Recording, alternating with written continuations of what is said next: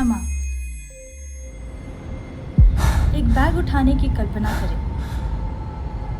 हर झूठ, हर स्वार्थी काम, हर गुस्से का शब्द, हर शांत नफरत, ये सभी पत्थरों की तरह हैं जो उस बैग में गिराए जा रहे हैं। शुरू में ये इतना बुरा नहीं लगता, लेकिन समय के साथ ये भारी हो जाता है और वजन नहीं जाता, ये बढ़ता जाता है। यीशु ने एक बार एक कहानी सुनाई।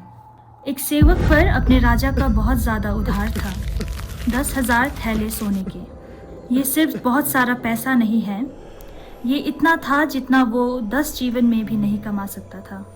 और जब राजा हिसाब करने आया तो सेवक उसके सामने खड़ा था। उसके पास देने के लिए कुछ नहीं था। उसने विनती की, कृपया मेरे साथ धैर्य रखें, मैं इसे वापस कर दूंगा।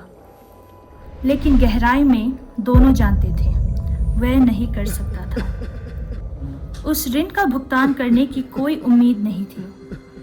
लेकिन फिर अचानक से ऐसा हुआ, राजा को दया आई और उसने कुछ ऐसा किया जो सेवक ने नहीं मांगा था। उसने ऋण माफ कर दिया, पूरी तरह से माफ कर दिया। हम ही हैं जो इस कहानी में हैं। कर्ज सोना नहीं है, यह पाप है।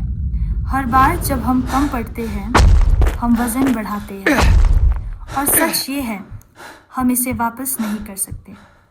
अच्छे कामों से नहीं, समय से नहीं, अधिक प्रयास करने से नहीं। अगर हमारे पास 1000 जीवन भी होते तो भी हम बस और अधिक जोड़ते रहते। जितना अधिक हम जीते हैं उतना ही बुरा होता जाता है। तो हम क्या करें? और समय मांगे? खुद इसे ठीक करने की कोशिश करें? नहीं, एक ही चीज़ है जो हम कर सकते हैं, राजा के चरणों में गिरना और दया मांगना। और जब हम ऐसा करते हैं तो हम कुछ ऐसा पाते हैं जो हम कभी कमा नहीं सकते, क्षमा। क्योंकि हम इसके योग्य नहीं हैं, लेकिन क्योंकि राजा भगवान स्वयं दया से भरे हुए हैं। अब आपको वजन धोने की ज़रूरत नहीं है। आपको ऐसा ऋण चुकाने की कोशिश करने की ज़रूरत नहीं है जो आप चुका नहीं सकते।